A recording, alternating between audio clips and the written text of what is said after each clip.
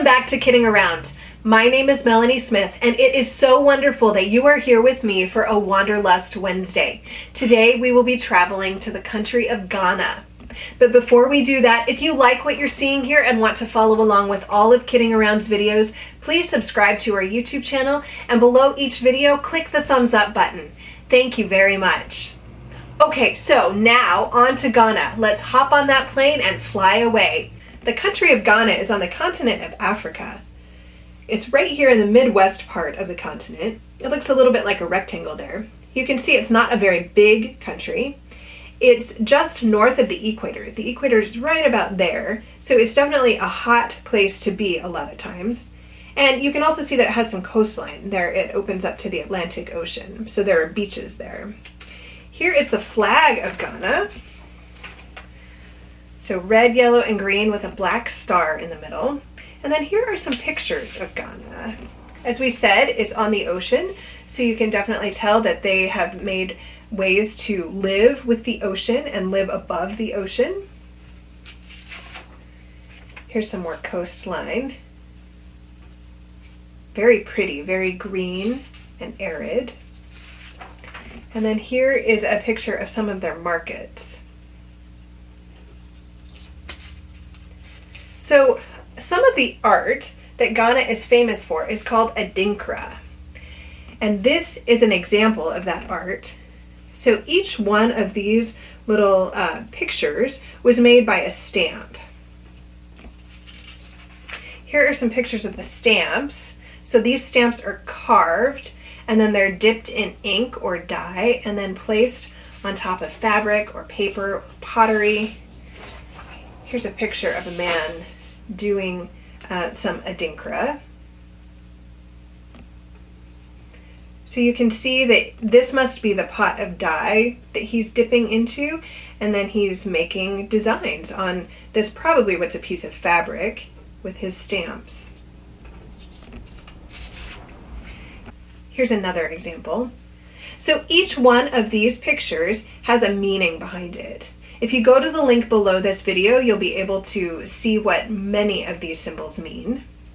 So here are some Adinkra symbols, and as I mentioned, if you go to the link below this video, you'll be able to see these symbols in great detail and with explanations as to the meaning behind them. So you are going to get to make your own Adinkra stamps and Adinkra art today, similar to the way they do in Ghana. To do this, you will need some acrylic paint. The color doesn't matter. They do normally use darker dyes in Ghana, but they do use other colors as well, so pick your favorite. You'll also need a foam-tipped paintbrush, a pencil, some scissors, something to stamp on, and I like the look of this brown paper. If you don't have any of this brown paper, you can use a recycled grocery bag. That's a perfect surface for this. The last thing that you will need for this project is this kind of different supply. It's called scratch foam, and it's a very thin layer of styrofoam, and there's a link below this video to where you can buy it. All right, so let's get started.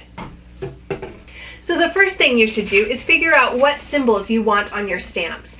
You can use this chart, or you can go to the link below for any of the Adinkra symbols. And of course, if there are symbols that you want to use that aren't there, feel free to use them. This is your art. So once you know the symbols that you want to use, it's time to make your stamps.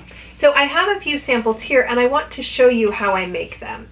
The first thing that I do is I cut my styrofoam into the size and shape that I want my stamp to be. So then I take my pencil and I draw on the styrofoam the design of my stamp. Now the way that this stamp works is that I take my paint then and I paint over the stamp and I turn it over, and then anywhere that I had drawn with that pencil, paint does not touch the paper. So if you look here, you'll see that I had painted on this stamp and then I flipped it over, and then that flower part is not painted on the paper. So the image on the paper comes out reversed from what was on the stamp. So that's something to keep in mind as you're making your stamps. If you're drawing letters or numbers correctly on your styrofoam, they will come out reversed on your paper. So maybe just as you're getting started, draw something that it doesn't matter if it gets reversed. So let's go ahead and make some new stamps. So first, I am going to cut my styrofoam into the shape and size that I that I like. Of course, remember, you can do this any shape or any size that you want. It is your art. And then I am going to draw some designs onto my styrofoam.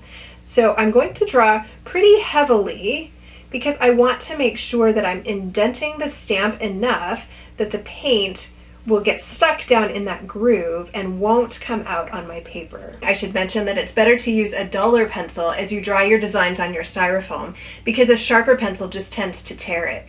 But in fact, you don't even need to use a pencil. You can use a chopstick, you can use a comb. I would love to see all of the designs that your different objects make. You can post those on our Facebook page. This is similar to one of those Adinkra symbols. Diamond of diamonds. And remember, I'm pushing relatively hard. I'm not really jamming it down because I don't want to go through the styrofoam, but I am making it pretty dark and pretty heavy. And then I think I'll do one more. This is one of my own. It's just a simple star. All right, now I have 3 stamps.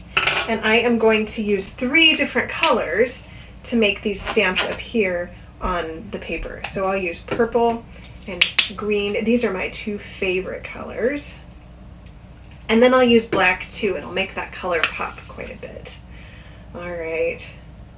I don't know if you can see my paint tray here. This is a paint tray that I have used for several years. I just keep adding paint to it. It's a nice way not to have to use extra paper plates. And it's kind of fun when I think about all of the different projects that I've painted with this plate. Okay, so let's get to painting though.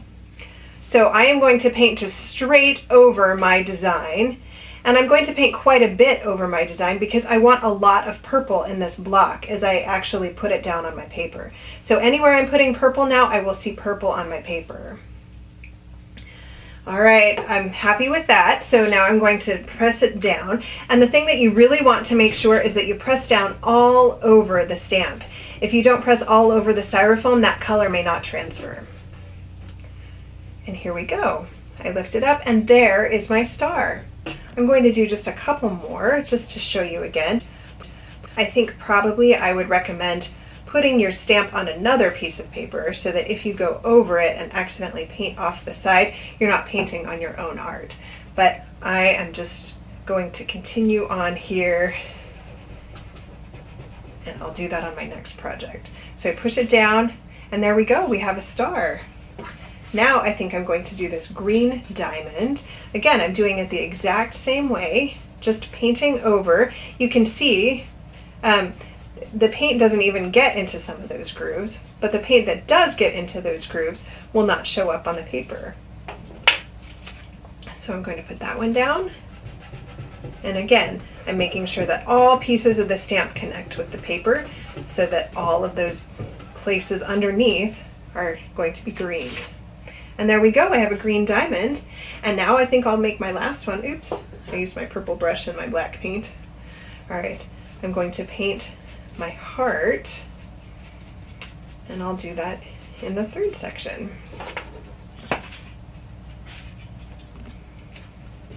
Push it down. I kind of touched the paint here. I'm trying to go quickly. This is something that you won't have to worry about too much, but do be aware that this can be quite a messy project. So maybe you want to wear some old clothes as you're doing this and really protect your surface too. And there is my heart. So I could continue on down. I could make different designs over here. As you can see in this pattern, there are definitely sections of shapes, so you can do it that way. Of course, you can mix it up. You can do it however you want. It's your art. But at the end of the day, you will have a piece of art that has been stamped by you, and then you will also have the stamps that you can show for it too, which are also pretty cool in their own right. So thank you very much for joining me for another Wanderlust Wednesday. I hope you enjoyed your trip to Ghana. If you enjoyed this video and want to follow along with all of our other videos, please make sure to subscribe to our YouTube video. And I hope you enjoyed your travels. We'll see you next time. Thanks for kidding around with me.